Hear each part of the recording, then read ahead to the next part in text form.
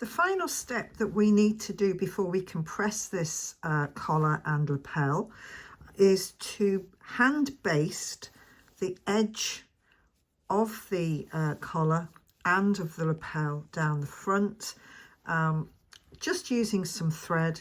And this is to help the roll of the cloth so that the seam line rolls over towards the back where it's not seen. And as you can see, because we allowed for the turn of the cloth when we originally joined the two together, it automatically wants to roll to the back.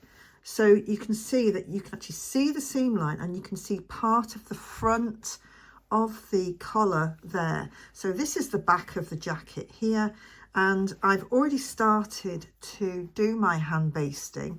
I'm just using a white thread so I can see the contrast against here, but just knot it, and you do some large diagonal stitches, and you can feel the collar, and you just basically want to make sure that you can actually see that little bit of the front of the collar. So I shall just carry on.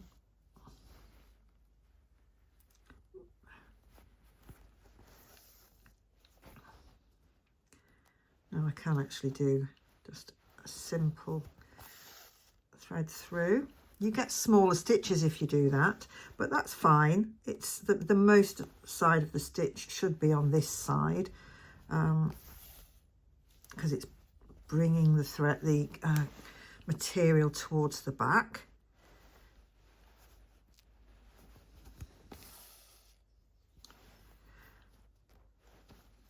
And you just hand baste along the edge of the collar, and this just helps it to roll towards the back, and then you won't see that seam line from the outside of the collar once the collar's down, and it'll just make it look really lovely and neat. So all the way along the collar edge,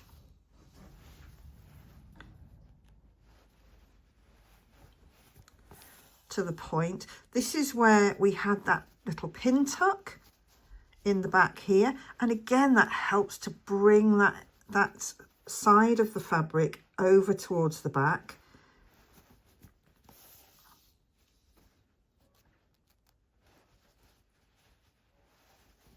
It's nothing fancy, we're literally just using a few stitches just to hold that towards the back.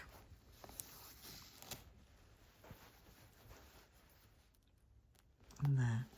And then it's the same on the lapel, because this is the side closest to the jacket, so the jacket side, this is the one that we're not going to see, so we need this to roll towards the back, and we'll just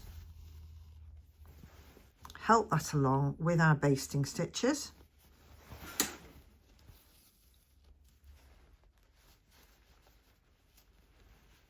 And again, you can see that it just wants to roll that way anyway.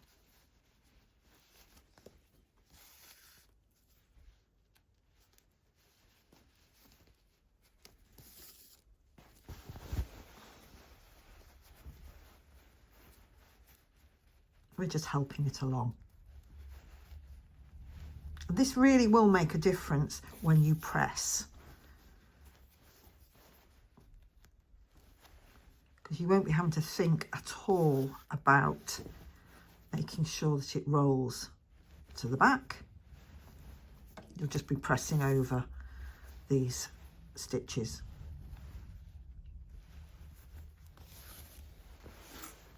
Now you want to carry on down the front of the lapel, and the part, remember we've got this is the facing side that's going to be seen here, so this all the way along here, this needs to roll towards the jacket.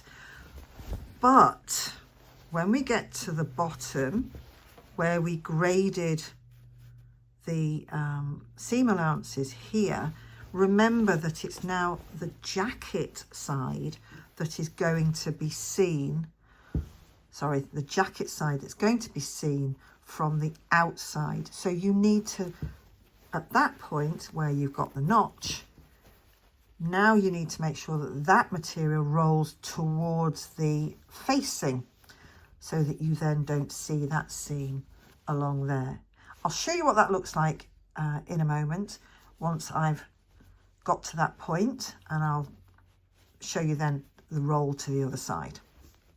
I wanted to show you the transition point at the end of the roll line of the lapel from where the fabric of the, where you're seeing the facing side on the outside of the jacket. You can see that the seam line is rolling to the underside of the lapel. But at the point where you've reached the end of that fold line, I've made it so that the two sides are even, so you haven't got one side rolling either way, they are at the same point.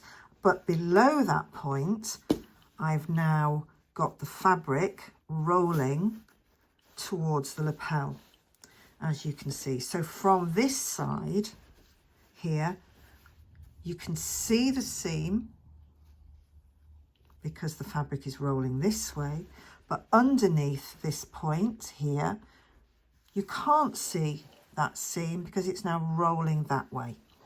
And that's how you finish, just with those hand basting stitches, and get the material to sit in the right way. And this is perfect before you then press, do the final press on these seams to make sure they're really lovely and flat, and it will help you tremendously. Now you can do this technique on any garment where you don't want that seam line to show, particularly with a fairly thick fabric like this. So if you're making any other jackets or any blazers, whatever it may be, coat, use this technique. It is brilliant. It will really help you, along with the grading of those seam lines and the seam allowances on these. It will really help that to sit and be really thin on that seam, but also where you cannot see that seam line, and it'll give you a much more professional finish. Now, if you haven't done already, I'd really appreciate it if you can like and subscribe to my channel, and please press that bell so that you get notified of future episodes of this jacket and of any other sewn projects that I have going. Thank you. Having done my hand basting along the outer edge of the collar and the lapel, all the way down the front and on the other side, I'm now in a position to start pressing this so that I make it nice and smooth and thin and flat along that edge. And I'm going to start from the centre back of the collar and work my way down the front, and I'll show you how I do that. So I've got my steam iron and I've got my clapper, and you're going to need both of those. So working in small sections, we're just going to hold that onto the fabric and then use the clapper to hold that heat in and help that to become nice and thin and flat and smooth.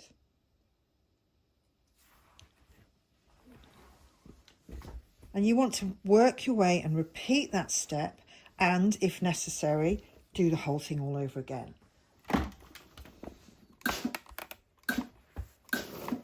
Once you're happy with your edges, you can leave it to dry, making sure there's plenty of steam in there at that point.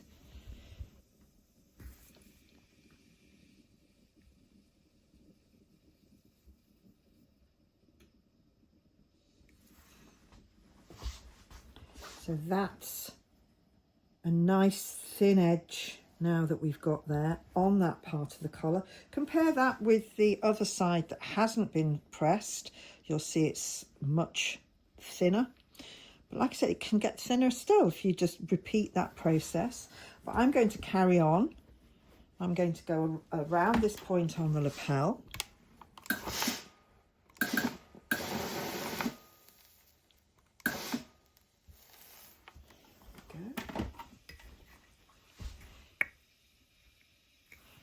I've made sure that the facing underneath is smooth and out of the way before I started pressing. There we are. And again, that gives a really nice, smooth and thin process. You may want to concentrate along that seam as well, because that's the one that we've just sewn by hand. So you want that to be as smooth and flat as the others. I'm going to carry on down the front of here. I'll show you the point. Actually, I'll do that.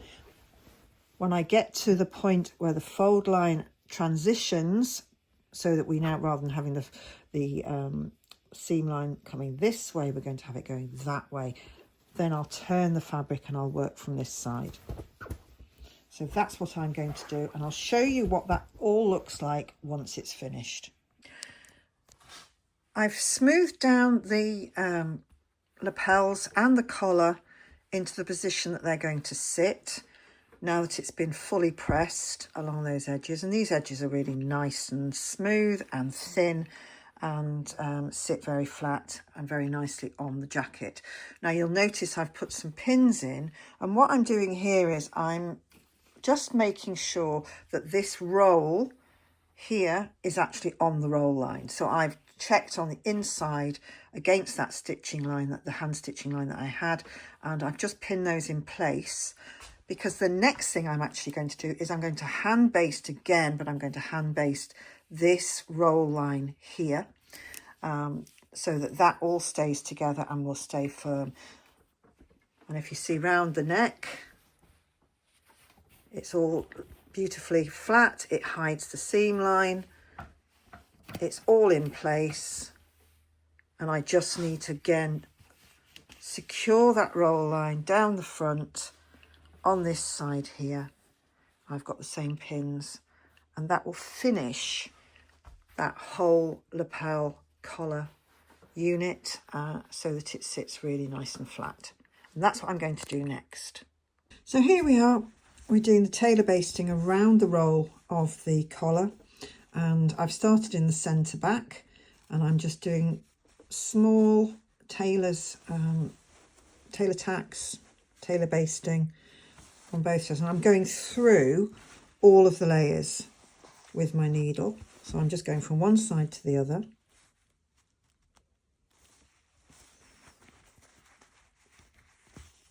And this will just hold that roll in place. So from one side to the other,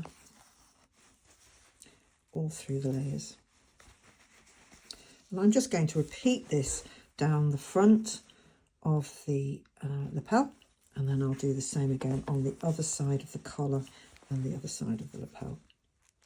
So I just wanted to show you how to do that.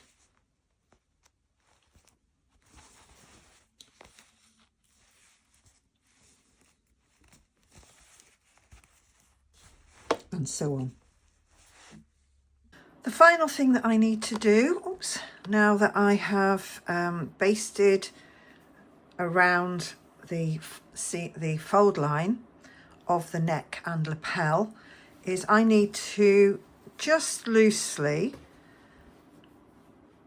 attach the facing seam to the collar seam at the back, and it just needs to be a nice loose stitch around here from the shoulder to the shoulder, just to hold that down and in place. It doesn't need to be anything fancy. I'm just going to use a running stitch, and I'll show you that when I've finished. So I've finished attaching the back neck facing seam to the jacket seam here, just using a very loose running stitch along there, and that just neatly finishes that off, neatly holds it in place, and we are now ready to move on. And here it is. All the lapels are now finished. We've got just these hand basting stitches around the collar line and the fold line, just to make sure that all stays in place whilst we deal with the rest of the jacket. But as you can see, it all sits really beautifully. It's flat, it perfectly covers the seam at the back, perfectly comes down here. Everything is sitting really lovely and flat on here, and we're ready to start looking at the sleeves.